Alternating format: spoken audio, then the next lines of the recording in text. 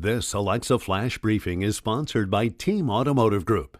Hello everyone from WAFB Channel 9. I'm Matt Williams with those Wednesday headlines. It is all going to be about the weather. This is our Sky 9 camera network peeking into downtown Baton Rouge. Rain already in the area. Again, we're going to take a deep look at that forecast here in a quick minute. But want to get you out the door with some of these other headlines, including this. Very latest, actually just into the newsroom right around 6:30 this morning. Baton Rouge police investigating a late night shooting up along Plank Road about 10:30 last night. And some of the terminology they used in this release, quite scary here. They talked about heavy gunfire being found here in the area. I mean, that sounds like a war zone. What they say are two women pulled up in a car at a stoplight. They were stopped at a stoplight when the suspect vehicle pulled up alongside, began shooting. They say the two women drove away, managed to get away a little bit after being hit, but then the gunfire followed them as well.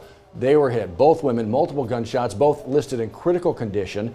That's the latest from PD, but they need your help because right now they don't know who is behind the trigger. 344-STOP. See if you can help them get going in that right direction.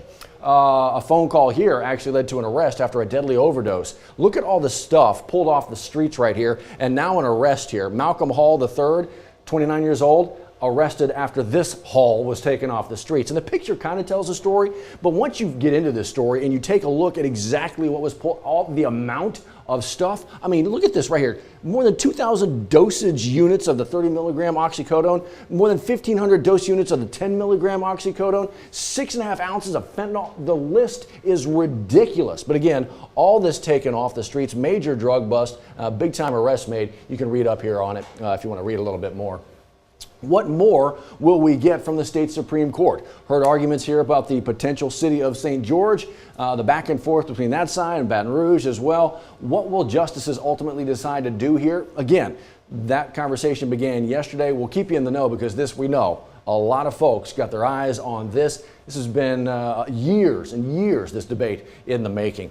Well, we knew this was going to be coming, and this is now moving forward for the East Baton Rouge School Board, a new temporary superintendent of schools. Of course, this is the name that everybody had been kind of talking about, Adam Smith. He was the one that the board was voting on just yesterday in a special board meeting. He passed through, and actually they passed something else that will allow him, if he wants to apply and run for the permanent position. Typically, that's not a thing for a temporary superintendent, but voted to allow him to do that if he wanted to. Also voted to buy out the remainder of Dr. Cito Narcisa's contract that was set to run through June. So those are the moving forward steps for EBR. The next steps, yes, of course, finding a permanent superintendent. We'll keep you in the know as that moves forward. Man, Pelicans moving forward after setting a franchise record on the court last night.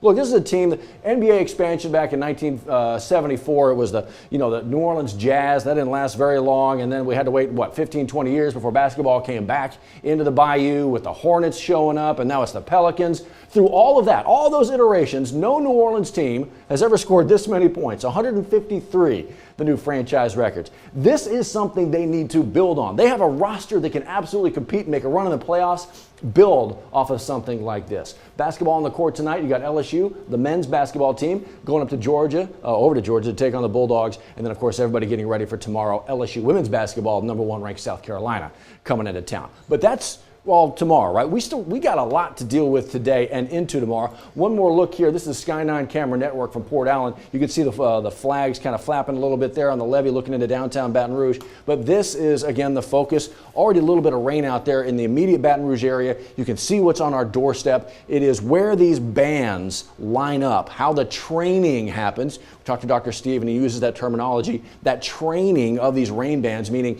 kind of a lot of rain over a specific spot for a longer duration, how all this happens, and the rain amounts we begin to see. The 10-day forecast plays out like, you're looking at Wednesday and Thursday, bright red for a reason, first alert weather days. Please be careful over these next couple of days as we all kind of get through this.